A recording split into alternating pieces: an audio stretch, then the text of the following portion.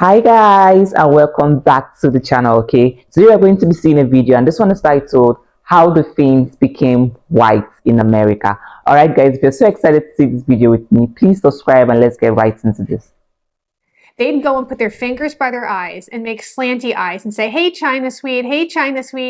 The district prosecutor, his name was John Sweet, and he argued that the Finns were Mongols and they were perceived as yellow, rendering them ineligible for American naturalization and citizenship. If you're not falling on the right side politically, your racial identity is something that seems to be up for grabs in order to punish you.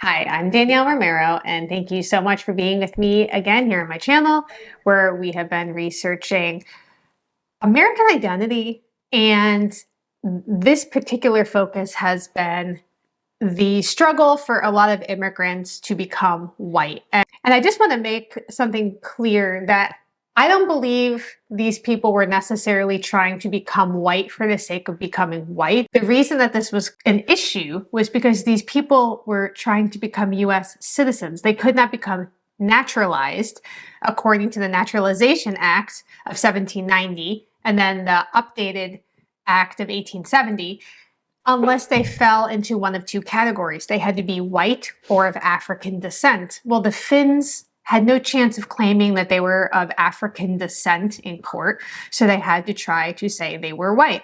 The earliest Finnish immigrants, you gotta say that 3 times fast, were actually Swedes in a legal sense, possibly speaking Swedish, and they settled in the Swedish colony of New Sweden. One of the founding fathers of the United States, John Morton, and his name was actually anglicized, I think it was Martinin. He actually signed the Declaration of Independence, and so he was of Finnish descent. And even FDR, our President Franklin Delano Roosevelt, can trace his ancestry back to 17th century Finnish colonists in New Sweden.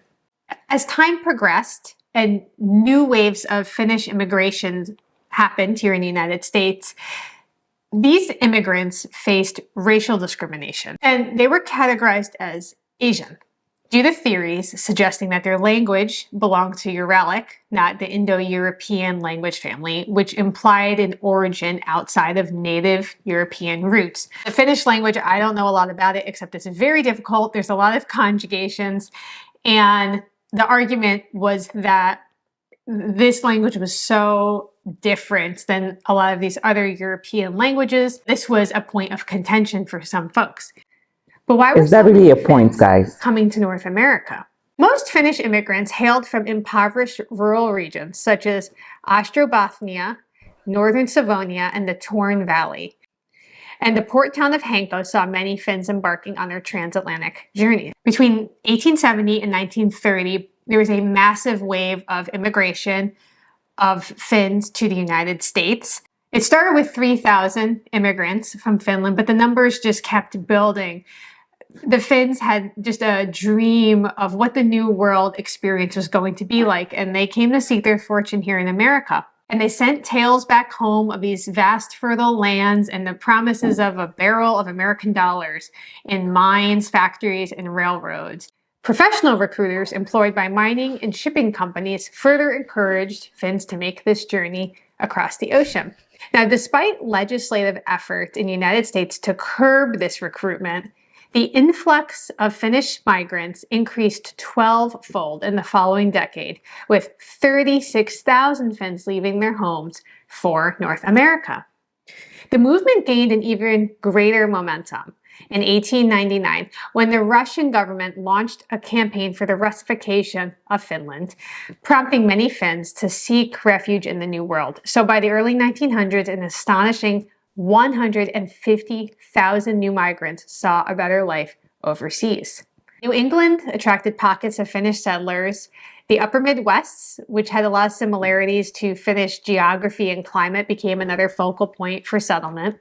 And notably, the Finn Hook area in northeastern Minnesota Northern Wisconsin and the Upper Peninsula of Michigan saw a significant Finnish investment in mining and agriculture. And actually, when I was researching this, I saw there's a lot of town names that reflect that heritage, especially in Michigan. The immigrants' contributions were diverse. Some were pursuing farming, and like I said, others were heavily into mining work and construction and the forest industry. So the flow of these immigrants continued until 1929, when the US authorities established a new quota of 529 Finnish immigrants per year, not 530, 529, leading to some to migrate to Canada instead. By the turn of the 20th century, Minnesota became a battleground, not only for the Finns, but for labor disputes, particularly in the booming mining industry.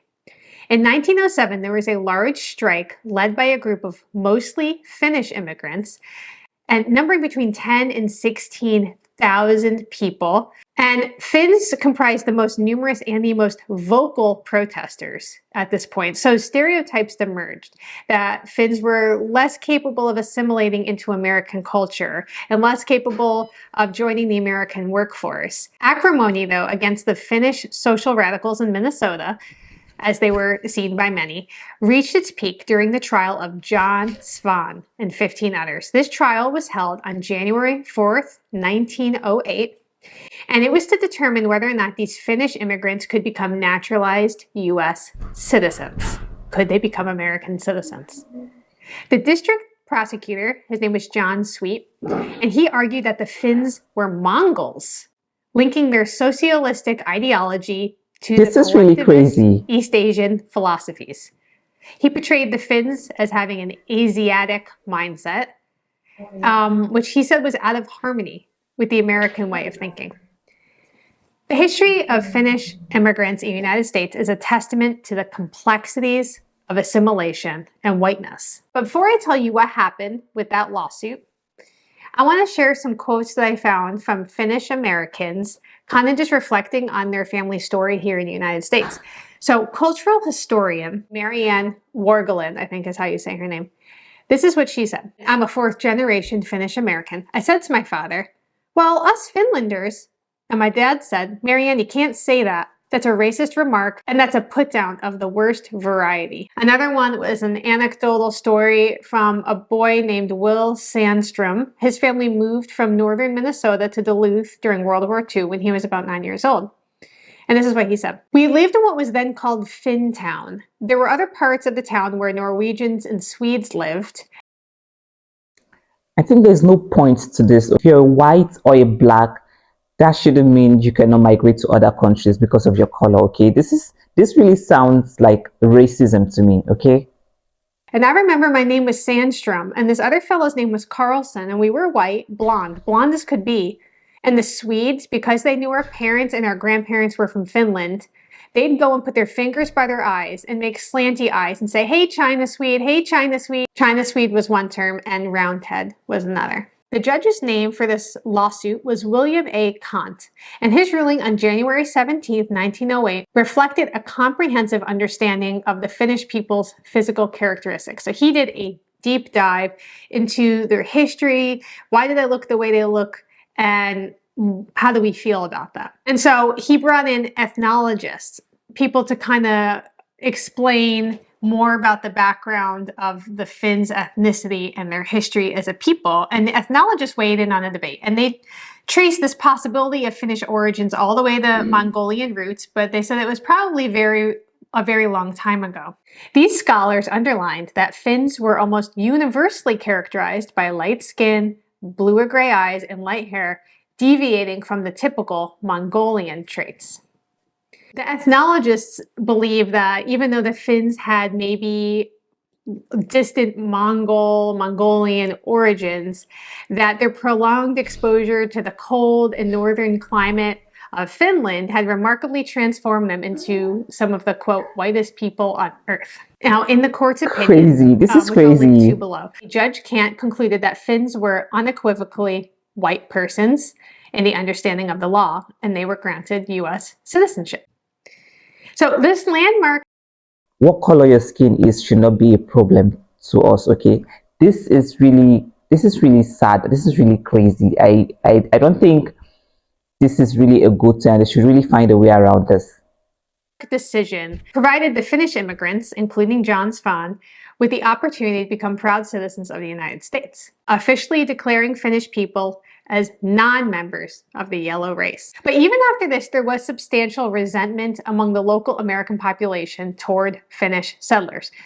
They were seen as carrying distinct customs and they were slow to adopt the English language. In late 1928, the Masaba Range Cooperative Federation began securing land for a park to accommodate large Finnish gatherings. It was 160 acres, including a 52-acre lake, and it was purchased for $2,000.